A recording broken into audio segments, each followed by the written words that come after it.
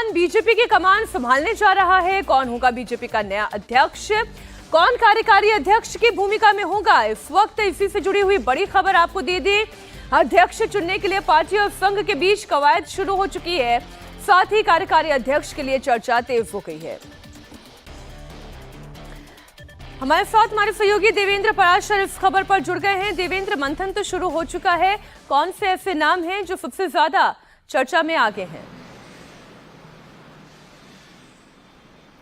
कल पहली बैठक हुई है, ये राजनाथ सिंह जो कि रक्षा मंत्री हैं उनके घर पे ये बैठक हुई है और ये बैठक तकरीबन 5 घंटे चली थी। शाम 6 बजे ये बैठक शुरू हुई थी। जैसा कि आपने बताया कि इसमें बीजेपी के राष्ट्रीय अध्यक्ष जेपी नड्डा के साथ गृहमंत्री अमित शाह, राजनाथ सिंह थे और संघ के सर कार्यवाह दत्तात्रेय हसबोले और सह सर कार्यवाह अरुण कुमार, जो कि संघ का जो पॉलिटिकल अफेयर्स है यानी कि बीजेपी के साथ इक्वेशन, उन सारे मामलों को देखते हैं अरुण कुमार। और उस लिहाज से ये 5 नेताओं की महत्वपूर्ण बैठक है, पहली बैठक है ये जिसमें इस बात को लेकर चर्चा हुई कि बीजेपी का अगला कार्यकारी अध्यक्ष कौन होगा।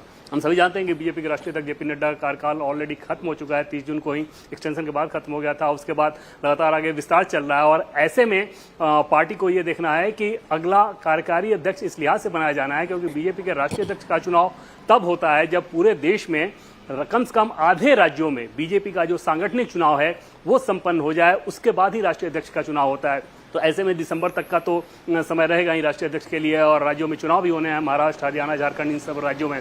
ऐसे में इस बात को लेकर विचार चल रहा है कि एक कार्यकारी अध्यक्ष बनाया जाए और उसके साथ अगले 3-4 महीने के बाद फिर राष्ट्रीय अध्यक्ष का चुनाव हो। उसमें बड़ा मसला ये है कि किस व्यक्ति को कार्यकारी अध्यक्ष बनाया जाए और ऐसा तय माना जा रहा है कि जिसे कार्यकारी अध्यक्ष बनाया जाएगा वही अगले राष्ट्रीय अध्यक्ष होंगे। और इनमें जिन नामों पर विचार किया गया है कल की बैठक में, उसमें हाई प्रोफाइल नेताओं के नाम पर विचार किया गया है जो कि केंद्रीय मंत्री भी हैं, पूर्व मुख्यमंत्री भी हैं। और उस लिहाज से आप समझ सकती हैं कि बीजेपी कितनी संजीदा है अगले राष्ट्रीय अध्यक्ष के नाम को लेकर भी, क्योंकि उसको पता है कि अब जो चुनौती मिल रही है। जो बात कही, मैं माफ कीजिएगा बीच में इसलिए रोक रही हूं क्योंकि आपने कह दिया कि सीनियर लीडर भी हैं जिन्होंने मुख्यमंत्री की भूमिका भी निभाई है, जो कैबिनेट में भी मंत्री हैं। फिर 2 नाम फौरन जहन में आते हैं, एक है शिवराज सिंह चौहान और दूसरे हैं मनोहर लाल खट्टर।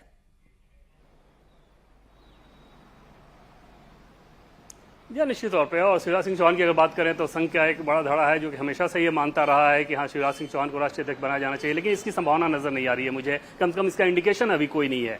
लेकिन इस लिहाज से स्पेसिफिक नामों पर चर्चा करने के बजाय दर्शकों को फिलहाल ये बताना ज्यादा जरूरी है कि जो नाम, जिन नामों को लेकर कल की बैठक में चर्चा हुई है उनमें केंद्रीय मंत्री हैं, मौजूदा केंद्रीय मंत्री हैं और पूर्व मुख्यमंत्री भी हैं और इन 2 नाम के अलावा भी नाम है और जिस पर चर्चा हुई है। और क्योंकि नाम पे अभी मुहर नहीं लग पाया है इसलिए स्पेसिफिक नाम के बारे में बात नहीं किया जा सकता। हाँ, कुछ नेताओं के अगर नाम की बात करें तो जैसा कि आपने इन 2 नाम को बताया, इसके अलावा केंद्रीय मंत्रियों में अगर बात करें तो धर्मेंद्र प्रधान, भूपेंद्र यादव।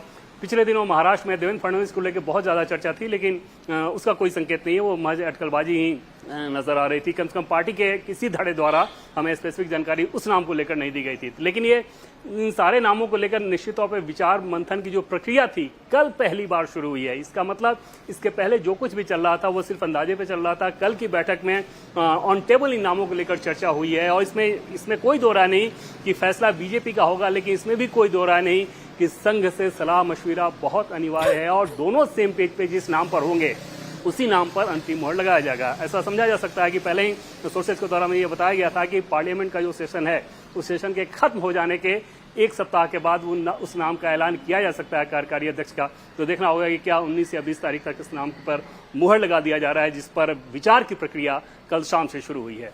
इसका मतलब तो ये है देवेंद्र कि अभी अगले कुछ महीनों तक जेपी नड्डा अध्यक्ष की भूमिका में रहेंगे, ऐसी संभावना दिखाई दे रही है।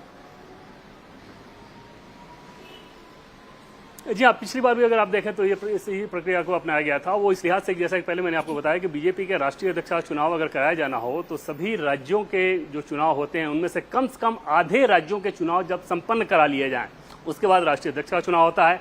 आधे राज्यों का चुनाव तब होता है जैसे अभी जो एक ड्राइव चल रहा है, बीजेपी का सदस्यता अभियान चल रहा है। इस सदस्यता अभियान 1.5 महीने के बाद पूर्णकालिक सदस्यता प्रदेश अध्यक्ष मिल जाते हैं, उसके बाद राष्ट्रीय अध्यक्ष का चयन किया जाता है। तो इसमें जाहिर तौर पर 3-4 महीने का समय तो लगना ही है। बिल्कुल देवेंद्र, आप बने रहे हमारे साथ। आपको बता दें 2024 में 4 राज्यों में चुनाव होने हैं, यानी हरियाणा, महाराष्ट्र, झारखंड, इन राज्यों में चुनाव है। वहीं जम्मू कश्मीर में भी चुनाव कराने की तैयारी है। जम्मू कश्मीर में 18 से चूंकि सरकार नहीं है इसलिए ये राज्य और ज्यादा महत्वपूर्ण हो जाता है।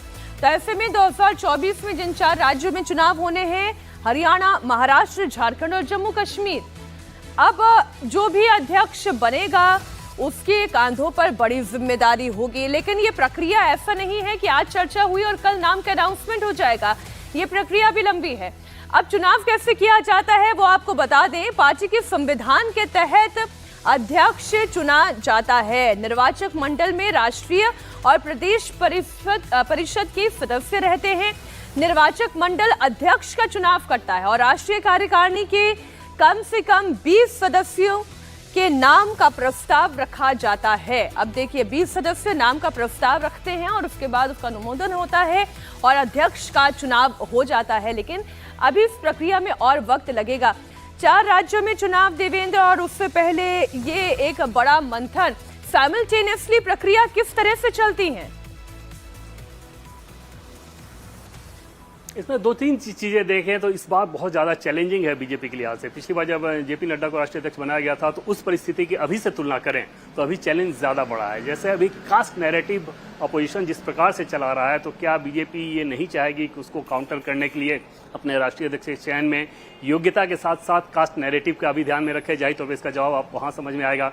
ओबीसी नैरेटिव जिस प्रकार से अपोजिशन चलाने की कोशिश करता है, ऐसे में पार्टी के एक बड़े धड़े में इस बात को लेकर चर्चा है कि ओबीसी ही राष्ट्रीय अध्यक्ष होना चाहिए ताकि अपोजिशन के उस नैरेटिव को आप काउंटर कर सकें। पिछले दिनों आपने देखा होगा कि किस प्रकार से कांग्रेस ने जब मल्लिकार्जुन खड़गे को राष्ट्रीय अध्यक्ष बनाया था, जो कि दलित कम्युनिटी से आते हैं, उसके बाद ही कांग्रेस ने इस नैरेटिव को बहुत फैलाना शुरू किया था कि उनका राष्ट्रीय अध्यक्ष दलित है। तो ऐसे में ओबीसी नैरेटिव के काउंटर के तौर पर क्या बीजेपी ओबीसी राष्ट्रीय अध्यक्ष इस बार देना चाहेगी? पिछली बार जेपी नड्डा ब्राह्मण कम्युनिटी से आते हैं तो वो एक आसान फैसला था। इसके अलावा राष्ट्रीय अध्यक्ष ऐसा होना चाहिए जिनकी उम्र बहुत ज्यादा ना हो। बीजेपी इस फैक्टर को ध्यान में रखेगी।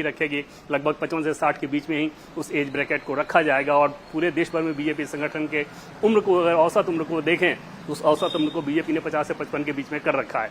तो राष्ट्रीय अध्यक्ष भी उसी एज ब्रैकेट में रहेंगे, ऐसे सोर्सेज के द्वारा में जानकारी दी जा रही है। राष्ट्रीय अध्यक्ष ऐसे होने चाहिए जो कि गृहमंत्री अमित शाह के साथ सामंजस्य लाते हुए संगठन के काम को कर सकें। अगर उसमें बहुत टकराहट होगी तो समस्या आएगी संगठन के लिहाज से।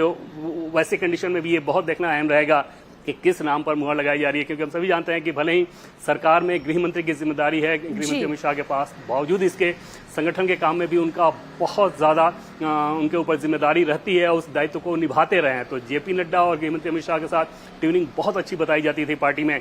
ऐसे में अगले राष्ट्रीय अध्यक्ष भी उस क्राइटेरिया के अंदर फिट होने चाहिए कि गृहमंत्री अमित शाह के साथ सामंजस्य बनाते हुए संगठन के काम को आगे बढ़ा सकें। और जैसा कि आपने बताया कि क्योंकि चुनाव 4 राज्यों में चुनाव होने हैं, ऐसे में वो एक बड़ा चैलेंजिंग टास्क है। इसी लिहाज से अभी कार्यकारी अध्यक्ष बना दिया जाएगा, राष्ट्रीय अध्यक्ष चुनाव के बाद संपन्न कराए जाएंगे। बहुत शुक्रिया देवेंद्र आपका पूरी जानकारी के लिए।